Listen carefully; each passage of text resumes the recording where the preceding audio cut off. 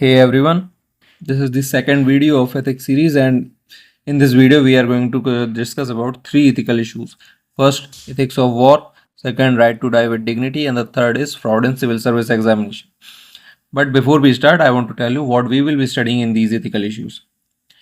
So we will be dealing with these questions: what it is, who are the stakeholder. देखो stakeholders सिर्फ उन issues के बारे में पढ़ेंगे जहां पर important है, ठीक है. Then we will discuss about what are the ethical dilemmas, what are the ethical issues related to these topics. Then are there any laws related to it, what are the way forward, and at the end we will learn how to conclude these issues. Okay, so we will be starting our discussion with right to die with dignity.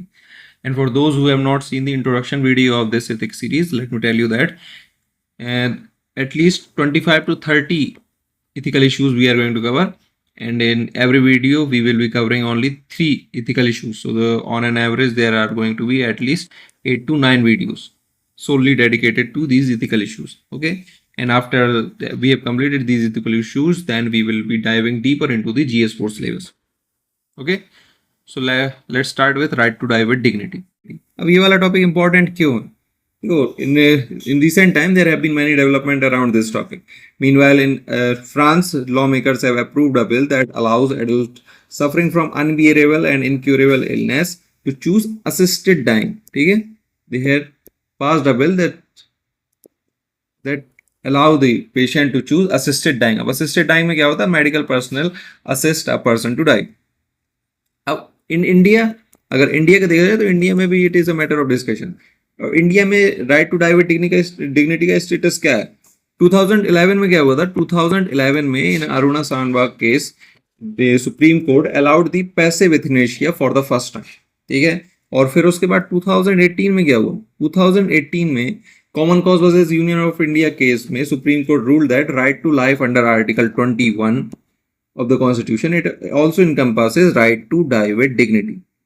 ठीक है, इसलिए ये वाला topic important हो जाता है from ethics perspective. अब इसको देखेंगे कि right to die with dignity होता क्या है. देखो, right to die, your right to die but die with dignity. मतलब मरेगा जिसको मरना है, जो मरना चाहता है या फिर जो बहुत ज्यादा. देखो, ये right to die with dignity कब काम आता है? ये आता है जब जो पर्सन है he is very ill, he is terminally ill person. ठीक है, तो इसकी अगर डेफिनेशन देखोगे तो the idea that terminally ill individual should have the right to make their own end of life decision. ठीक है, तो जो बहुत ज्यादा बीमार है उसके पास he has the right to make a decision to end his own life. ठीक है, like determining the pain and suffering they should endure. अब किसी को कोई चाहता है कि उन्हें बिल्कुल पेन नहीं हो, कुछ किसी का कोई और डिसीजन होता है at the end of their life, तो this is known as the right to die with dignity. मतलब हम अपने मरने का तरीका खुद ही डिसाइड करेंगे. This is known as right to die with dignity. अगर right to die with dignity के बारे में पढ़ रहे हैं तो यूथनेशिया के बारे में जानना बहुत जरूरी है. ठीक है, क्योंकि euthanasia is the only way जिससे right to die with dignity possible है. ठीक है, it is an essential means to realise this right. इसका मतलब क्या होता है? यूथनेशिया का मतलब होता है गुड डेथ. अब यूथनेशिया 2 टाइप का होता है, active euthanasia and passive euthanasia. अब देखो, दोनों ही they are the ways to decide to end your own life. ठीक है, तो दोनों ही मरने के तरीके हैं, बस दोनों अलग अलग. एक्टिव यूथनेशिया में क्या होता है? एक्टिव यूथनेशिया में जो डॉक्टर होता है वो तुम्हें एक ड्रग देगा. ठीक है, ड्रग देगा जिससे, एक बहुत ही लीथल ड्रग देगा जिससे तुम्हारी लाइफ खत्म हो जाएगी, एंड इट इज इलीगल. ठीक है, जो एक्टिव यूथनेशिया है it is illegal in India. और पैसिव यूथनेशिया क्या होता है? Passive euthanasia, in passive euthanasia जो तुम्हारा लाइफ सपोर्ट है, जो तुम अगर तुम्हारा मतलब तुम बहुत ज्यादा मतलब जो पेशेंट है वो बहुत ज्यादा टर्मिनली इल है, तो उसका जो आर्टिफिशियल लाइफ सपोर्ट है, जैसे वेंटिलेटर हो गया, जैसे फीडिंग ट्यूब हो गई, इन सब चीजों को हटा दिया जाता है. इन सब चीजों को हटा देते हैं जिसकी वजह से वो पर्सन जो है खत्म हो जाता है. तो passive euthanasia is allowed in India. जैसे 2011 में सुप्रीम कोर्ट ने अरुणा सानबाग केस में पैसिव यूथनेशिया को अलाउ किया था. तो पैसिव यूथनेशिया जो है वो इंडिया में अलाउ है, एक्टिव यूथनेशिया इंडिया में इलीगल है. ठीक है, दिस इज अबाउट यूथनेशिया. अब इसके आगे देखते हैं स्टेक होल्डर्स के बारे में. अब जानते हैं, क्योंकि अगर केस स्टडी में इस टाइप का क्वेश्चन आए तो स्टेक होल्डर्स के बारे में जानना बहुत जरूरी है. तो स्टेक होल्डर में आते हैं हमारे, देखो पहली चीज तो ऑब्वियस सी बात है कि जो पेशेंट है वो होगा स्टेक होल्डर। अब पेशेंट है तो उसकी फैमिली, क्योंकि पेशेंट तो टर्मिनली इल है, बहुत ज्यादा बीमार पेशेंट है, तो उसको जो केयर कौन कर रहा होगा, उसकी फैमिली। तो जो स्टेक होल्डर्स हो गए वो कौन कौन हो गए, पेशेंट एंड देयर फैमिलीज। अब ये कहाँ पे, ये मतलब इनका इलाज कहाँ चल रहा है, हॉस्पिटल में चल रहा है। हॉस्पिटल में इनकी देख रेख कौन कर रहा है, हेल्थ केयर प्रोवाइडर्स, तो वो भी इसके स्टेक होल्डर्स हो गए। ठीक है, अब इसके लिए रूल्स कौन बनाएगा कि एक्टिव यूथनेशिया अलाउ है कि पैसिव यूथनेशिया अलाउ है, तो ये कौन बनाएगा, ये बनाएगा लेजिस्लेटर्स और पॉलिसी मेकर्स। ठीक है, इसके बाद फिर आता है इसका इफेक्ट क्या क्या पड़ेगा, मेंटल इफेक्ट जो है, मतलब जो इससे लोग क्या सीखेंगे, तो ये सब कौन सीखेगा, ये सब सीखेगी सोसाइटी। ठीक है, स्टेक होल्डर समझ में आ गया कौन कौन होता है, एक तो पेशेंट, उसकी फैमिली, हेल्थ केयर प्रोवाइडर्स हो गए। अब हर एक स्टेक होल्डर के इंटरेस्ट के बारे में जानते हैं। अब देखो पेशेंट का इंटरेस्ट क्या है। ठीक है, पेशेंट क्या एक्सपीरियंस क्या कर रहा है उस कंडीशन में, he is experiencing unbearable physical pain. ठीक है, और साथ ही साथ इमोशनल पेन भी उसको मिल रहा है, क्योंकि he is watching their family suffer. ठीक है, तो फिजिकल पेन भी मिल रहा है, इमोशनल पेन भी मिल रहा है, और एज वेल एज फाइनेंशियली भी उसको बहुत ज्यादा लॉस हो रहा है। ठीक है, तो these are the interest of patient. फिर उसके बाद अगर हम उसकी फैमिली का देखा जाए तो फैमिली के पास टू चॉइसेस हैं। फर्स्ट, कि वो अपने जो उसका पेशेंट है, मतलब जो उसका फैमिली मेंबर है, उसकी सफरिंग को खत्म कर दे। ठीक है, दूसरा, उसको ये भी लगता है कि हमारा जो their loved ones, they also fear the loss of their life. ठीक है, तो दे हैव, इनके पास क्या टू चॉइसेस ही है, या तो ये उस जो पर्सन है उसकी सफरिंग खत्म कर दें, and on the other hand they also fear the loss of his life. ठीक है, फिर उसके बाद हेल्थ केयर प्रोवाइडर्स के बारे में अगर देखा जाए तो हेल्थ केयर प्रोवाइडर्स के इंटरेस्ट क्या है। एक तो हो गया कि अब देखो हेल्थ केयर प्रोवाइडर्स हैं, अगर तुमने पढ़ा होगा तो उसके तुमने शायद सुना होगा, हिपोक्रेटिक ओथ के बारे में सुना होगा। ठीक है, हिपोक्रेटिक ओथ कहती है कि ये डॉक्टर्स जो होते हैं, डॉक्टर जब बनते हैं तो एक ओथ लेते हैं, जिसको कहते हैं हिपोक्रेटिक ओथ, जो कहती है डू नॉट हार्म। ठीक है, सॉरी, जो कहती है डू नॉट हार्म।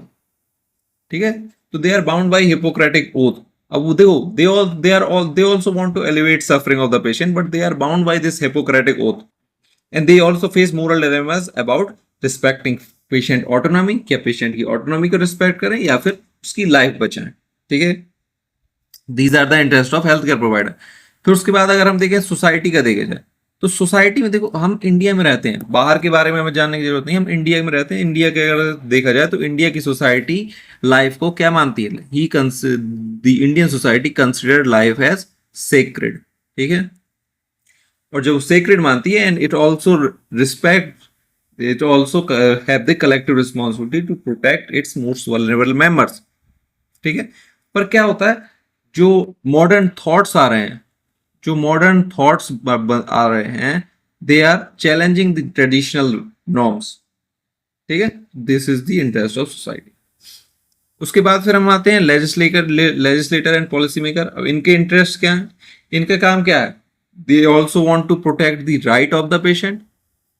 ठीक है, right and autonomy of the patient.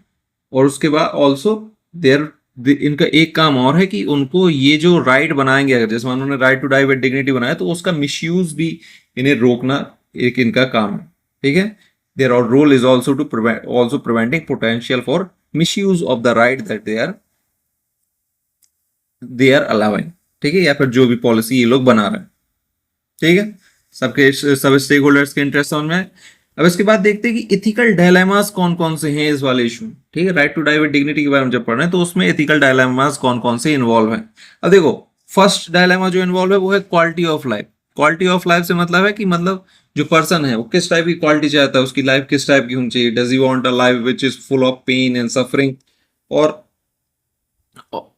उसके साथ साथ होता है, इसके अगेंस्ट में आता है quality of life versus the sanctity of life. क्योंकि हमारी इंडियन सोसाइटी क्या कंसीडर करती है, इंडियन सोसाइटी मानती है लाइफ इज वेरी सेक्रेड। ठीक है, तो there is a ethical dilemma कि मतलब हमें लाइफ बचा के रखनी चाहिए, भले वो उसकी क्वालिटी चाहे जैसी भी हो, या फिर क्वालिटी को प्रिजर्व करना चाहिए और लाइफ को छोड़ देना चाहिए। This is one of the ethical dilemma. Second is respect for autonomy और कॉन्स्टिट्यूशनल मोरालिटी। ठीक है, तो कॉन्स्टिट्यूशन हमारे हमें प्रिजर्व, हमारी लाइफ को प्रिजर्व करने के लिए काम करता है, और जो हमारी ऑटोनॉमी है, ऑटोनॉमी अब पेशेंट की ऑटोनॉमी समझ लो कि जो पेशेंट है वो जिस कंडीशन में है उसकी ऑटोनॉमी को रिस्पेक्ट करना चाहिए या फिर जो हमारे कॉन्स्टिट्यूशनल प्रिंसिपल्स हैं उनको उन पर रिलाई रहना चाहिए। ठीक है, there is also dilemma between them. इसके बाद आता है पैलिएटिव केयर एंड जस्टिस। अब देखो ये वाला समझो, ये वाला एथिकल डायलेमा थोड़ी इंपॉर्टेंट। अब पैलिएटिव केयर क्या होती है? अब जैसे मानो एक टर्म होता है पीवीएस। पीवीएस क्या होता है? Permanent vegetative state. Permanent vegetative state एक ऐसी स्टेट होती है जहां पे जो वो पेशेंट है वो खुद कुछ नहीं कर पाता, he is only alive because of the artificial life support. ठीक है, he is been taking care of. तो पैलिएटिव केयर जब किसी पेशेंट की केयर की जा रही है तो उसके कभी एक पॉइंट ऐसा भी आएगा कि उसको जो देखो एक चीज और होती है, अगर केयर करी जा रही है तो एक पॉइंट आएगा जब उसकी केयर कर रही है लेकिन वो भी उस टाइम भी वो सही नहीं होगा। समझ रहे हो कि जब क्यूरेटिव मेडिसिन होती हैं वो फेल हो जाती हैं, और पैलिएटिव केयर जो होती है, the palliative care can not adequately control suffering, और ऐसे में अगर कंटिन्यू सफर उसके ट्रीटमेंट करेंगे it may cause more harm then good. ठीक है, तो उस टाइम क्या जरूरी है? पैलिएटिव केयर करते रहना या फिर जस्टिस मतलब उसको मरने देना। मतलब मरने देना मतलब उसको ये right to die with dignity, right to die with dignity allow करना।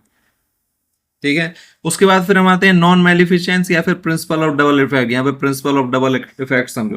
प्रिंसिपल ऑफ डबल इफेक्ट का मतलब क्या है यहाँ पे कि जो पेशेंट होता है उसको क्या दिए जाते हैं? पेन किलर्स दिए जाते हैं उसकी पेन को कम करने के लिए। पर पेन किलर्स का क्या होता है? They are and they are, इसका इसका काम क्या होता है कि ये उसका पेन कम कर रहे हैं, but these drugs they are also shortening the patient's life. ठीक है, this is known as principle of double effect.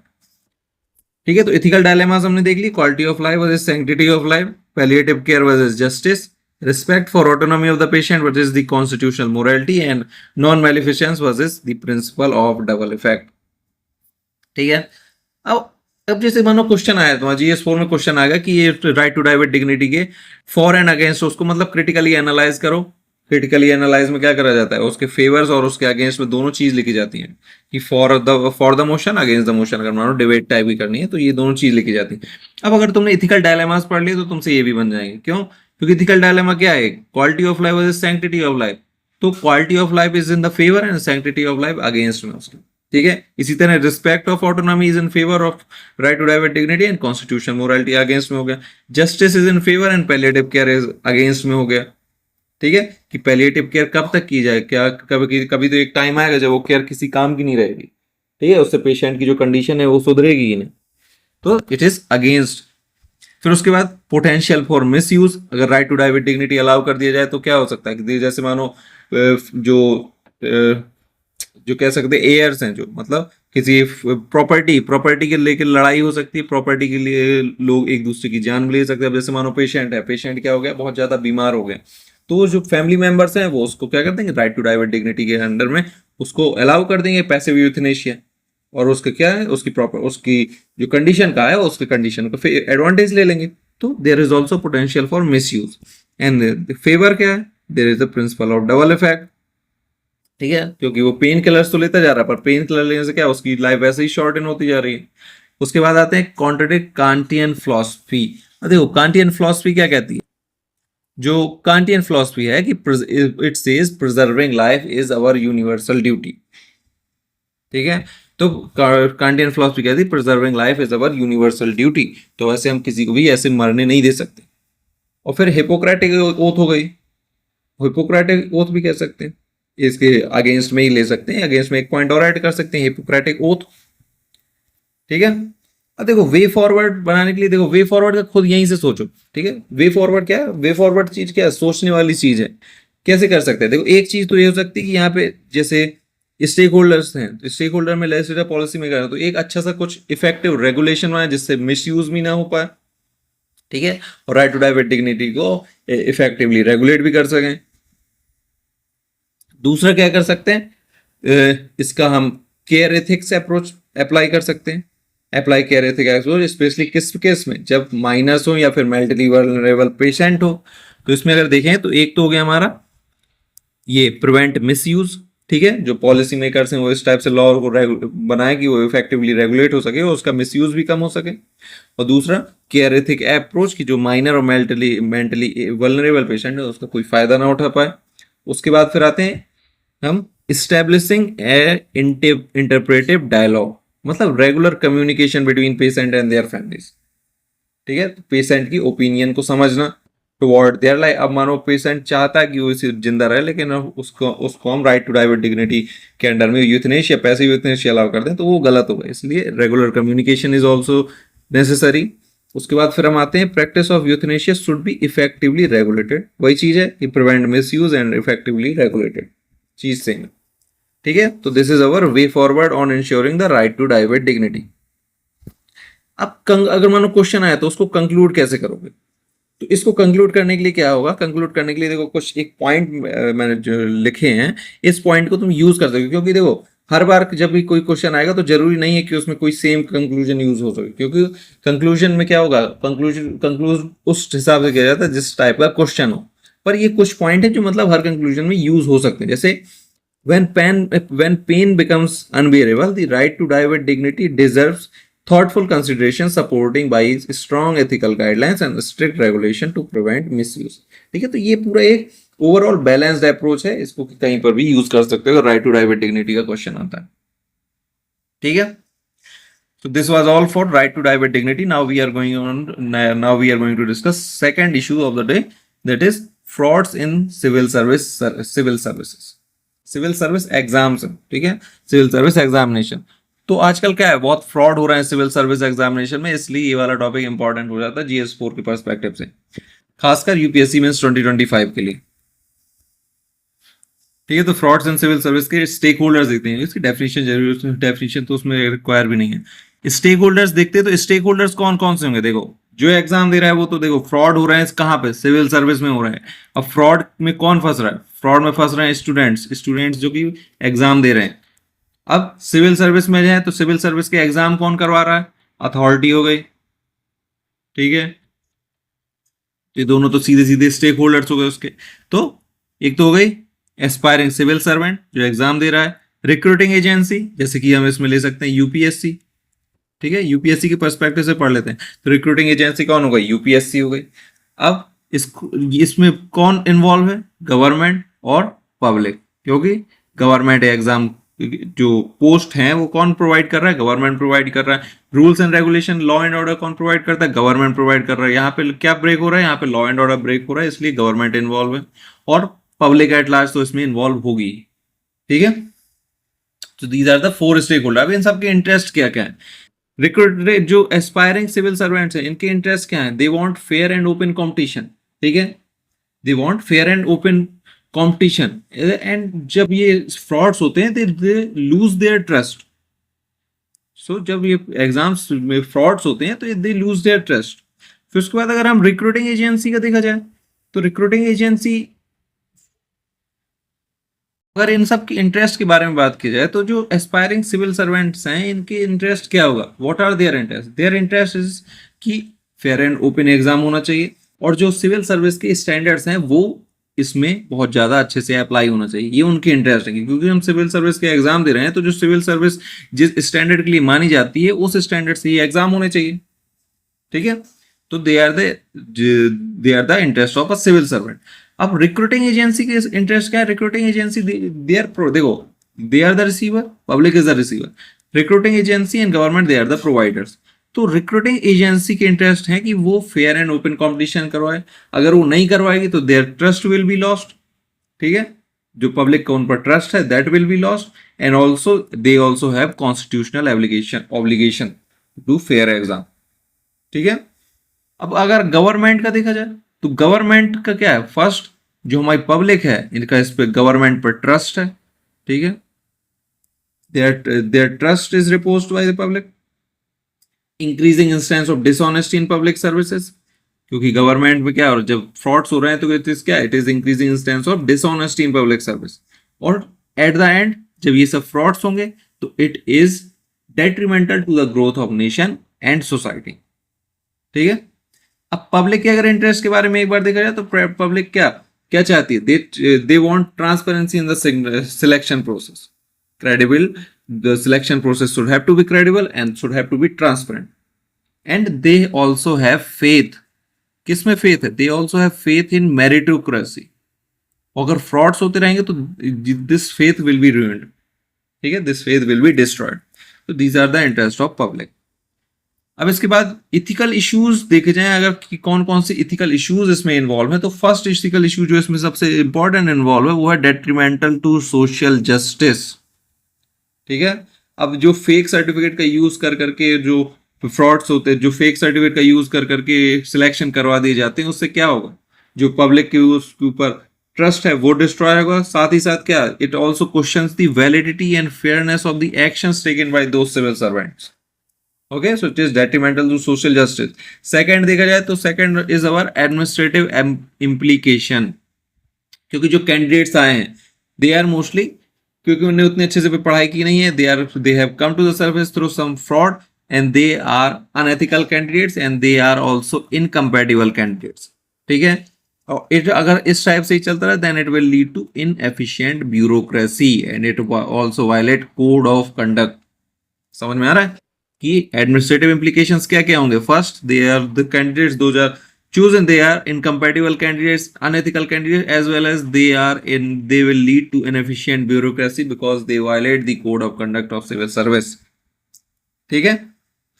और एक थर्ड पॉइंट है knowledge without character, it is knowledge without character मतलब the candidates those are selected they do not have character, they have their own character, ठीक है, not the character that civil service want, and they do not have knowledge, ठीक है, क्योंकि ये exam दे के नहीं आए, they are there because of some fraud, जो कि उसके फैमिली मेंबर, नेपोटिज्म वगैरह इन सब चीजों की वजह से आए होंगे। तो the knowledge without character it is one of the 7 social since. अब ये 7 सोशल सिंस क्या है, महात्मा गांधी ने कहे थे, ठीक है, महात्मा गांधी ने बताया था कि कौन कौन से होते हैं 7 सोशल सिंस, तो knowledge without character is one of that, ठीक है। सो इथिकल इश्यूज कौन कौन से इन्वॉल्व है, one detrimental to social justice, administrative implications हो गए, inefficient bureaucracy, code of conduct violation and knowledge without character which is one of the 7 social sins, ठीक है। अब इसके बाद देखते हैं हम क्या, इसके बाद हम देखते हैं वे फॉरवर्ड। अब देखो वे फॉरवर्ड क्या होना चाहिए, देखो टॉपिक से ही समझ में आ रहा होगा, फ्रॉड्स हो रहे हैं सिविल सर्विस में, ठीक है। तो जब सिविल सर्विस में फ्रॉड हो रहे हैं तो क्या करना चाहिए, अब एक किस में फ्रॉड हो रहा है, एग्जाम के टाइम पे, तो हमें कुछ एग्जाम रिफॉर्म्स की जरूरत है, ठीक है, कुछ एग्जाम रिफॉर्म्स की जरूरत है, कुछ हमें सीखने की जरूरत है, कुछ हमें सीखने की जरूरत है। कहां से सीखने की जरूरत है, कुछ बेस्ट प्रैक्टिसेस जो हो रही हो, जो इंडिया में ही हो रही हो या फिर जो बाहर हो रही हो, जो फॉरेन कंट्रीज में कुछ बेस्ट प्रैक्टिसेस होती हैं, कुछ एग्जाम्स होते हैं जो बहुत अच्छे से कंडक्ट करवाए जाते हैं, तो उनसे हमें इंटरनेशनल बेस्ट प्रैक्टिस से कुछ सीखने की जरूरत है, एग्जाम रिफॉर्म्स की जरूरत है। ऑल्सो जो हमारे जो लोग एग्जाम कंडक्ट करवा रहे हैं उनकी वैल्यूज को इम्प्रूव करवाने की जरूरत है, ठीक है, उनके अंदर कुछ वैल्यूज इनकलकेट करने की जरूरत है। और तो इसके हम अगर देखें वे फॉरवर्ड तो क्या होंगे, values like honesty, integrity, truthfulness, self dignity, it should be inculcated. किस किस में इनकलकेट करनी चाहिए, फर्स्ट जो हमारे ऑफिशियल्स हैं जो एग्जाम कंडक्ट करवा रहे हैं, ठीक है। दूसरा किस में करनी चाहिए, स्टूडेंट्स में, क्योंकि these students will they are the future officials जो एग्जाम कंडक्ट करवाएंगे, ठीक है। Therefore, the value inculcation is both important in official as well as in these students. Then we need exam reforms. अब exam reforms क्या क्या हो सकते हैं, जैसे वेरिफिकेशन प्रोसेस को अच्छे से और स्ट्रिक्ट वेरिफिकेशन प्रोसेस कर दी जाए, ठीक है। इथिक्स के बारे में लोगों बच्चों को पढ़ाया जाए, एप्टीट्यूड टेस्ट वगैरह लिया जाए, लीडरशिप टेस्ट लिया जाए, टेक्नोलॉजिकल एडवांसमेंट किया जाए। तो these are some of the exam reform that can be taken, steps that can be taken. उसके बाद फिर आते हैं फॉलोइंग इंटरनेशनल बेस्ट प्रैक्टिस, जैसे कुछ इंटरनेशनल बेस्ट प्रैक्टिस है उसको हम फॉलो कर सकते हैं, ठीक है। For example take example of Australian public service act, एक ऑस्ट्रेलियन पब्लिक सर्विस एक्ट है which prescribe a set of public service values, ठीक है। तो इस टाइप की कुछ भी जो इंटरनेशनल बेस्ट प्रैक्टिस है हम उससे कुछ ना कुछ सीख सकते हैं। अब इसको इस टाइप के क्वेश्चंस अगर आते हैं कि फ्रॉड एंड सिविल, क्योंकि इस टाइप के हो रहे हैं तो ये चीजें हो रही हैं, अभी रिसेंटली जो एक सिविल सर्विस फ्रॉड हुआ था, इस टाइप की चीजें जब हो रही हैं तो ये चीज क्वेश्चन, इस टाइप के क्वेश्चन एग्जाम में आने की बहुत ज्यादा प्रोबेबिलिटी है। तो इसको हम कंक्लूड कैसे करें, अगर कोई सा भी question frauds and civil service से रिलेटेड आया तो इसको कंक्लूड करने के लिए कुछ पॉइंट्स मतलब जो तुम उसमें ऐड कर सकते हो तुम्हारे आंसर में। तो एक पॉइंट है कि maintaining the integrity of the civil service examination is crucial for fair and efficient bureaucracy. इसको तुम फर्स्ट पॉइंट बना सकते हो उसमें जब अपना कंक्लूजन लिखोगे। Second, continuously updating rules are essential to uphold meritocracy and public trust.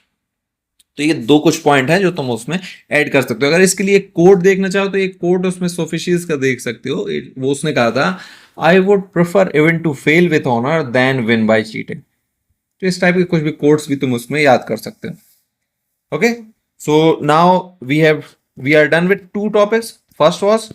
First is right to die with dignity, इसके बारे में हमने सब पढ़ा। नाउ हम इसके बाद फिर हमने पढ़ा frauds in civil services, and now we are going to talk about the last topic of the day, that is ethics of war. अब एथिक्स ऑफ वॉर क्यों इंपॉर्टेंट है? क्योंकि रिसेंटली बहुत सारी वॉर चल रही है। रशिया यूक्रेन वॉर जो 2 साल से चल रही है, 3 साल होने वाले हैं उसको। उसके बाद फिर हमारी हो गई इजराइल पैलेस्टीनियन वॉर हो गई। उसके बाद मिडिल ईस्ट में यमनीज वॉर चल रही है। तो ये सब वॉर चल रही है, इसकी वजह से एथिक्स ऑफ वॉर इंपॉर्टेंट। अभी रिसेंटली इंडिया और पाकिस्तान की वॉर होने वाली थी, ठीक है, मतलब ऑलमोस्ट हो ही गई थी स्टार्ट। तो इसलिए एथिक्स ऑफ वॉर के बारे में पढ़ना बहुत इंपॉर्टेंट है, ठीक है। If you are studying about the ethics of war, then there is a theory that you must know that is known as just war theory, ठीक है। इस टाइप के टर्म्स तुम उसमें आंसर राइटिंग में यूज कर सकते हो, जस्ट वॉर थ्योरी टाइप के।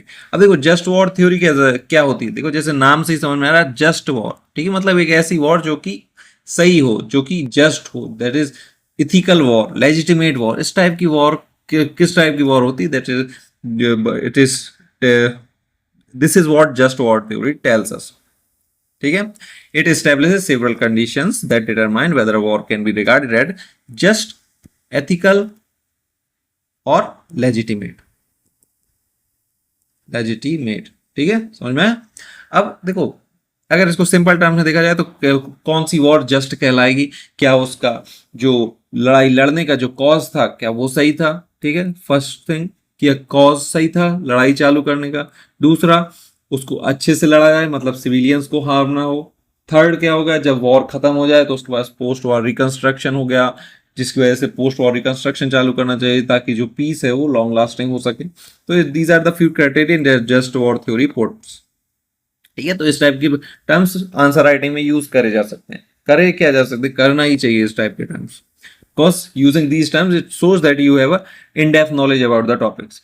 अब इसके बाद देखते हैं हम एथिकल कंसर्न्स देखते हैं दैट अराइज इन वॉर। अब वॉर में किस टाइप के, देखो war is a ethical unethical act. War is itself is an unethical act. Therefore, there are so many ethical concerns that arise in war. For example, first देखते हैं, first is reduction to right side and wrong side. तो जब भी war होती है तो there are only two sides. Right side जो हमारी साइड होती है, it is always right side, and जो सामने वाले की साइड होती है, it is always wrong side. So we the parties they reduce to only right side and wrong side. ठीक है, and this is done. अब ये क्यों किया जाता है? This is done to provide justification कि हम लड़ रहे हैं, we are fighting for right cause and they are fighting for the wrong cause. Therefore to provide justification these sides are reduced to right side as well as and wrong sides. ठीक है, next देखिए punishment and revenge. तो ये क्या है? This is also justification of war कि punishment and revenge, we are giving them punishment and what they have done we are taking the revenge of them. ठीक है, while taking revenge we are punishing them. This is also providing justification. So first point and second point, they are just only to provide justification to the cause of war. ठीक है. Third comes degradation of human being. Degradation of human being. Humans are treated as tool to achieve the objective of war. क्योंकि लड़ाई लड़ते हैं कौन? Soldier लड़ते हैं. और जो ऑब्जेक्टिव है वॉर को, ये कौन डिसाइड करता है? ऑफिशियल जो पॉलिटिशियंस ये डिसाइड करते हैं. And humans are just only treated as tools to achieve the objectives of war. उसके बाद फिर आती है इंडिविजुअल वर्सेस कलेक्टिव आइडेंटिटी. अब इंडिविजुअल वर्सेस कलेक्टिव आइडेंटिटी का मतलब क्या है? यहाँ पर हम पूरी जिसके साथ लड़ाई कर रहे हैं we consider all of them as collectively, उनको रॉन्ग समझते हैं. ठीक है, whereas there are always individual differences. For example, in recent conflicts such as Israel-Palestinian war, it shows a trend where people don't see individual as they are, they see them only in terms of their collective identity. हाँ, वो लोग Palestinian है, हम लोग Israeli, हम लोग अलग हैं, वो लोग अलग हैं, इसलिए हम उनके अगेंस्ट में लड़ाई कर रहे हैं. ठीक है, वॉर इसीलिए हमने चालू करी. तो इंडिविजुअल्स एंड जो पूरे लोग हैं they are always reduced to individual and collective identity. They do not see their individual identity, they only see what they see, they want to see, and they want to see it is collective identity. ठीक है. अब देखो way forward, war वाले कभी भी way forward के बारे में रटने की जरूरत नहीं. वॉर में क्या होता है, वॉर किस लिए हो रही है, वॉर कम कैसे हो सकती है, उसके लिए वे फॉरवर्ड किए जाते हैं. क्योंकि वॉर अभी तो हो ही रही है, उसके बाद हम उसको कैसे कम कर सकते हैं, कैसे पीस को लॉन्ग लास्टिंग बना सकते हैं. These points are taken in way forward. देखो यहां से फर्स्ट वाला, स्ट्रेंथनिंग इंटरनेशनल कोऑपरेशन. कोऑपरेशन से हम वॉर की पीस जनरेट कर सकते हैं, पीस को लॉन्ग लास्टिंग बना सकते हैं. Second, advocacy for stricter arm control and डिसआर्मामेंट. वैसे भी बहुत सारी डिसआर्मामेंट ट्रीटीज चल रही हैं. और उसके बाद पीस बिल्डिंग, कॉन्फ्लिक्ट. देखो वे फॉरवर्ड जितने भी होंगे वॉर के, they are only intended to provide peace. ठीक है. अगर हम इंटरनेशनल कोऑपरेशन और इंस्टीट्यूशंस को स्ट्रेंथन करेंगे उससे पीस आएगी. अगर हम स्ट्रिक्टर आर्म कंट्रोल करेंगे तो लड़ाई झगड़ा कम होगा, तो उससे क्या आएगा, पीस आएगी. Peace building and conflict resolution, तो इससे भी क्या आएगी, पीस आएगी.